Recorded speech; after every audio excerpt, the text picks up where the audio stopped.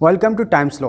Friends, आज हम बात करेंगे मुस्लिम लॉ में हिबा के बारे में कि हिबा क्या होता है और कौन व्यक्ति हिबा कर सकता है, किस व्यक्ति के पक्ष में हिबा किया जा सकता है, क्या इसकी आवश्यक शर्तें हैं, कब हिबा पूर्ण हो जाता है और किन परिस्थितियों में हिबा अपूर्ण रह जाता है।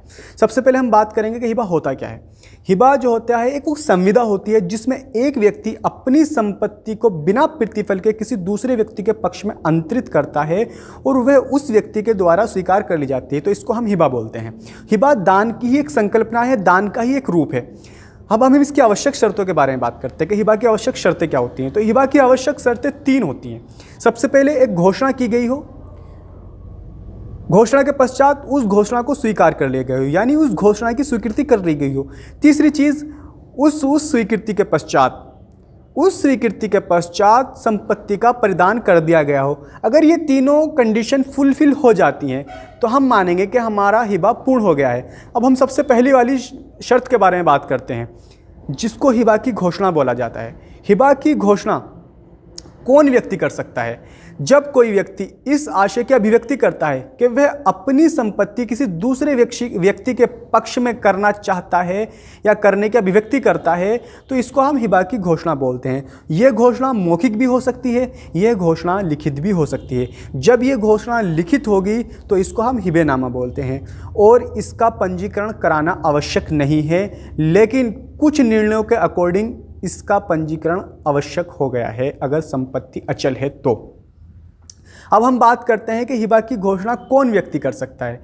हिबा की घोषणा करने वाला व्यक्ति स्वस्थ चित्त होना चाहिए और उसको उसके विधिक परिणामों की जानकारी होना आवश्यक है। उसका मुस्लिम होना आवश्यक है, उसका वयस्क होना आवश्यक है, यानी उसकी 18 वर्ष की आयु पूर्ण हो चुकी हो और जिस संपत्ति के पक्ष में वो हिबा कर रहा है उस संपत्ति का वो स्वामी होना चाहिए या उसको अंतरित करने का प्राधिकार होना चाहिए और उसका हिबा करने का उद्देश्य अविधिक नहीं होना चाहिए। ये तो हो गई हिबा की घोषणा के संबंध की शर्तें कि हिबा की स्वीकृति कौन दे सकता है या उसकी शर्तें क्या हैं। तो हिबा की स्वीकृति देने के संबंध में जो शर्तें हैं वो ये है कि हिबा की स्वीकृति देने वाला व्यक्ति अस्तित्व में होना चाहिए, यानी जो व्यक्ति हिबा की स्वीकृति दे रहा है उसका अस्तित्व में होना आवश्यक है।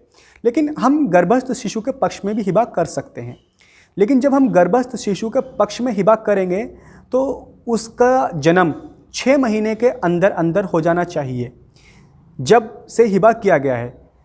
अगर हमने आज हिबा किया है तो उसका जन्म उसके 6 महीने के अंदर हो जाना चाहिए। यदि उस शिशु का जन्म हिबा के 6 महीने के अंदर नहीं हुआ है तो हिबा शून्य माना जाएगा।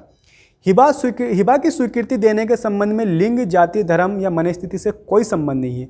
किसी भी लिंग का या धर्म का व्यक्ति इसकी स्वीकृति दे सकता है या किसी भी धर्म लिंग के व्यक्ति के पक्ष में हम हिबा कर सकते हैं। गैर मुस्लिम के पक्ष में भी हम हिबा कर सकते हैं।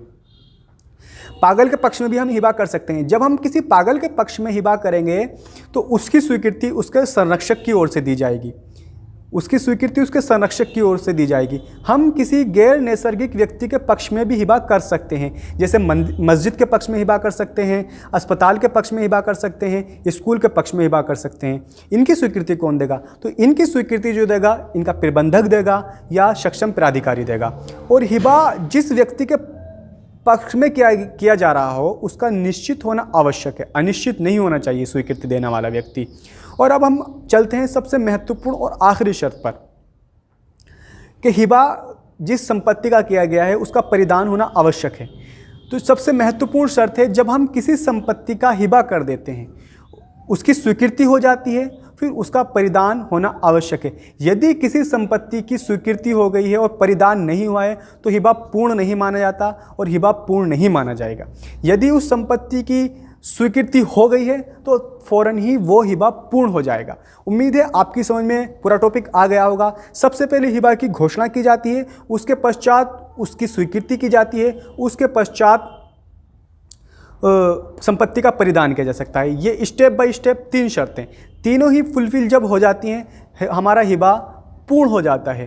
उम्मीद है आपकी समझ में आ गई हो। अगर आई है तो वीडियो को लाइक करें और शेयर करें। Thank you.